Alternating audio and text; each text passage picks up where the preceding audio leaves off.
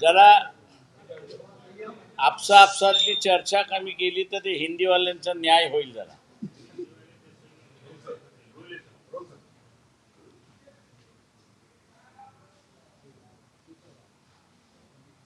क्या कहेंगे आज पत्रकार परिषद में आपने? महाराष्ट्र की जो नई समिति गठित हुई थी उसके राजेंद्र पातोड़े जो महाराष्ट्र के अध्यक्ष है और बाकी के जो सदस्य हैं उनकी आज पहली बैठक हुई. इस पहली बैठक में जो है प्रोफेसर सोमनाथ इनका जो है जनरल सेक्रेटरी करके अपॉइंटमेंट किया गया है. बाकी के सदस्य जो है वो आपस में चर्चा करके जाहिर करेंगे और महाराष्ट्र की वंचित बहुजन आघाड़ी की नई समिति अपना कामकाज शुरुआत करेगी.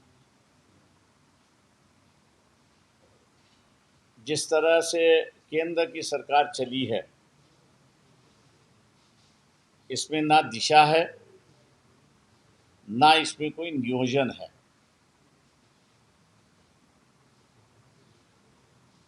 ये सिर्फ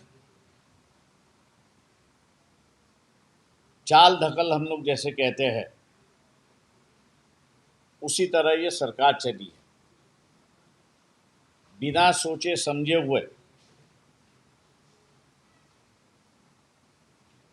बिना किसी अभ्यास करके इस देश की जो रॉ शुगर है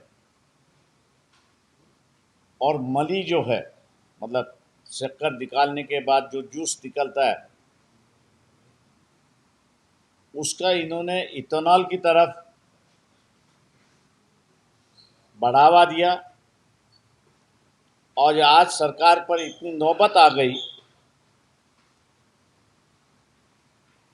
कि सरकार को शक्कर इंपोर्ट करने की व्यवस्था आई. 2017 में ही एक वक्त आया था कि जहाँ से हम लोग ने रॉ शुगर इंपोर्ट की. नहीं तो इतने सालों में भारत जो है शक्कर हमेशा एक्सपोर्ट करता रहा.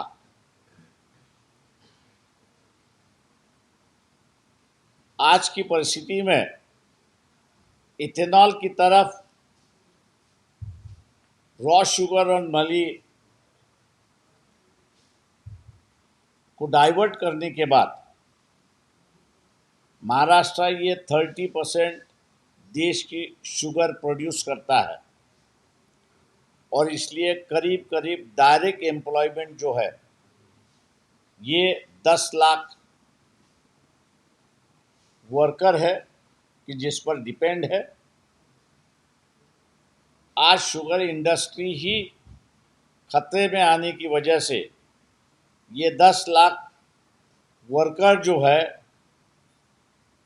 इनकी नौकरियां और इनका उत्पादन का जो साधन है वो खतरे में आ गया. ऐसी एक परिस्थिति है.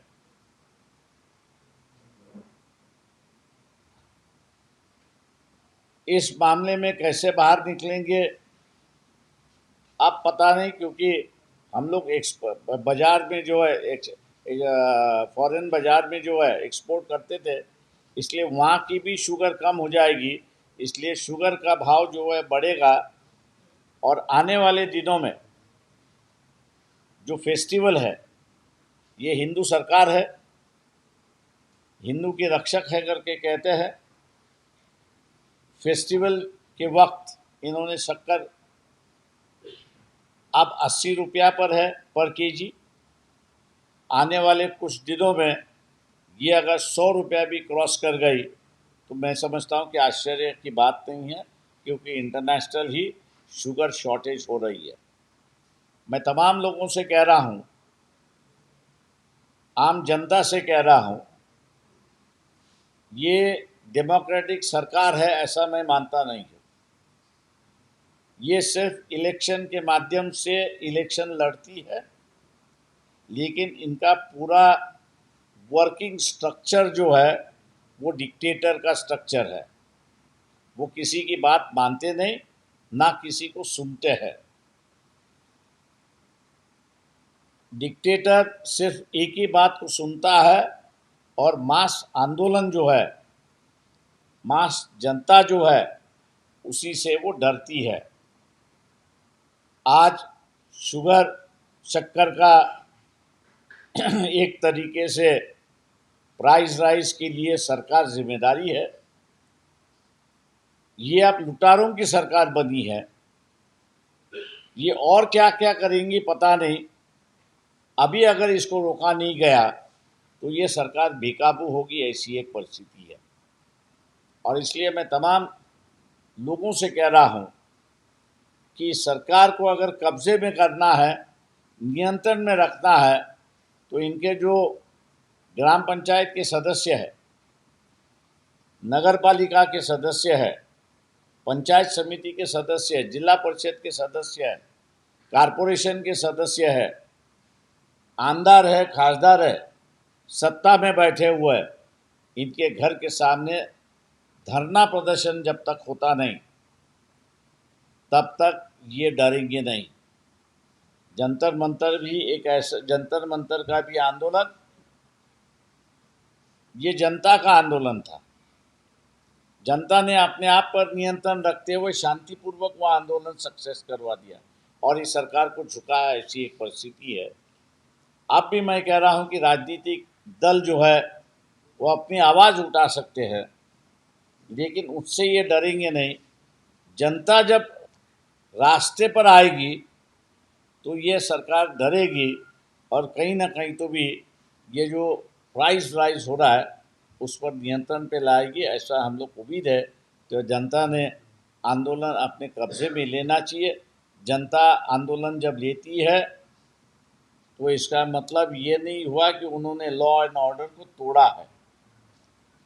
सरकारी अधिकारी, आमदार, खासदार, प्रतिनिधि जो है वो सरकार के नौकर है।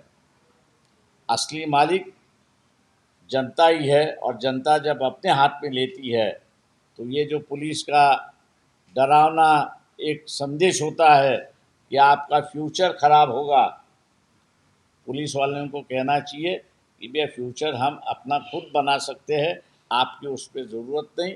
और लोगों ने इस आंदोलन को भी अपना आंदोलन समझकर उतरना चाहिए, ऐसा मैं मानता हूँ। वंचित भी रास्ते पर उतरेगी, वंचित बहुजन आघाड़ी रास्ते पर उतरेगी। जनता के साथ में हम लोग हमेशा है, और वो भी उतरेगी।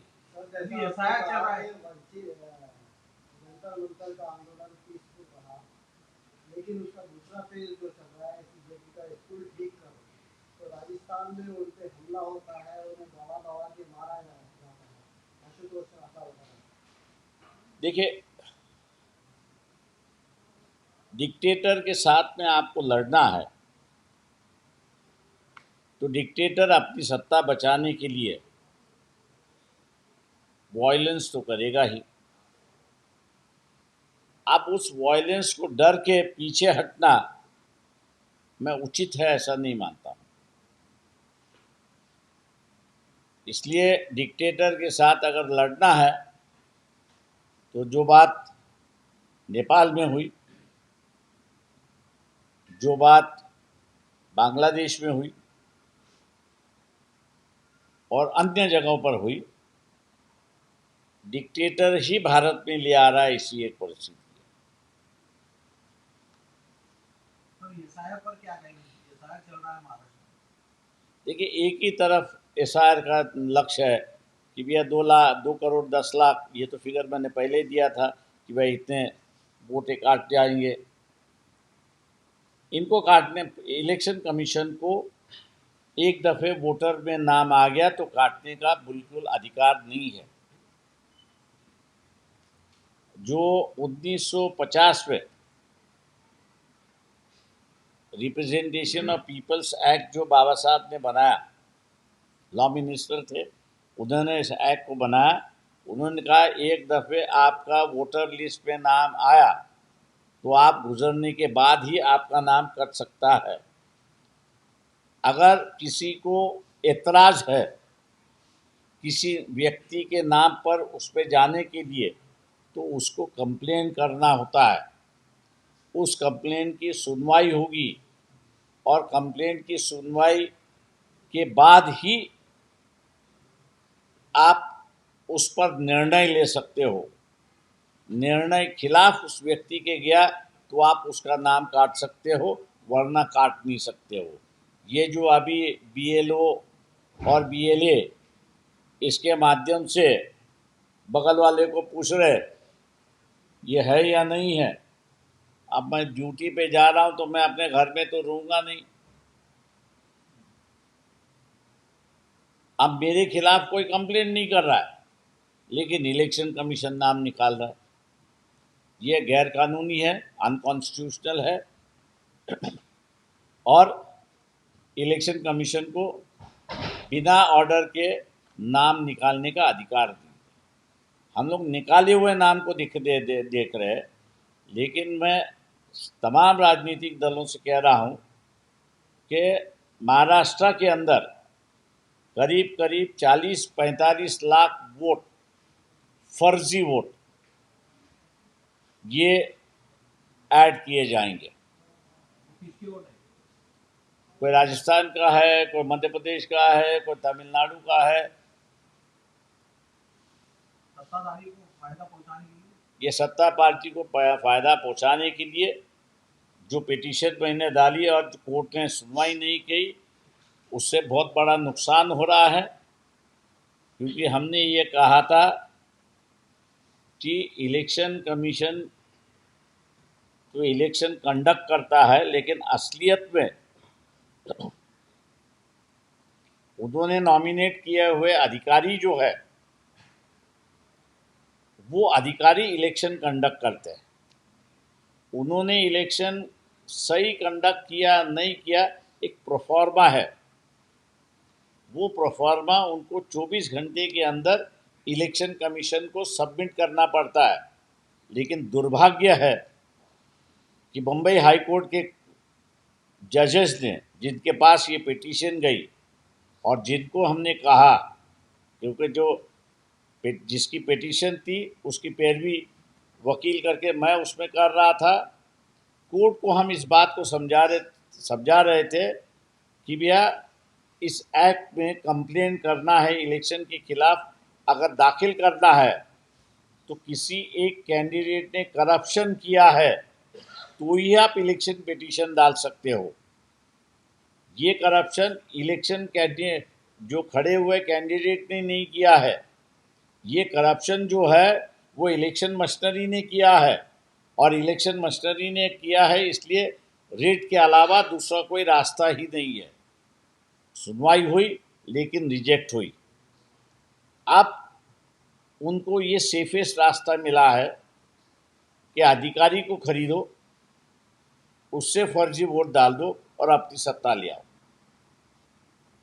एससी उपवर्गीकरण पर वंचित बहुजन आघाड़ी की भूमिका क्या है? उस परिस्थिति में ये अच्छी परिस्थिति नहीं है, ऐसा मैं मानता हूँ। मातंग समाज जो है वो अलग हो गया है और बाकी के जो समाज है वो उपवर्गीकरण को विरोध कर रहे हैं। अब इससे बाहर निकलना है तो मैं जरांगे को कह रहा हूँ कि भी एक अच्छा मौका मिला है। तुम ओबीसी में तो आरक्षण मांग रहे हो, लेकिन साथ ही साथ जनरल 50% बाकी है, आप उसमें भी कहिए कि वर्गीकरण ले आइए। बाकी के 50% में वर्गीकरण आया तो मराठा समाज भी उस पर आ जाएगा और मुस्लिम भी आ जाएगा, तो उनको जो है वैसे ही परसेंटेज मिलेगा। इसलिए मुसलमान जो है उसने भी आंदोलन शुरुआत करना चाहिए और मराठा जो है जरांगे आंदोलन कर रहा है, उसने कहना चाहिए कि बाकी के 50% में भी वर्गीकरण कर लो, मामला हल हो गया। ये दो समाज में तेल निर्माण हो रही है उपवर्गीकरण के नाम पर, ऐसा भी सत्ताधारी पर आरोप लग रहा है। देखिए, मैंने आपसे जो कहा कि उपवर्गीकरण में मातंग समाज अलग हो गया है, बाकी एससी जो है वो एक साथ है। सर बाबा रामदेव और बागेश्वर बाबा ये सरकार के विरोध में बोलने की कोशिश कर रहे हैं, क्या ये पावर शिफ्टिंग की निशानी है?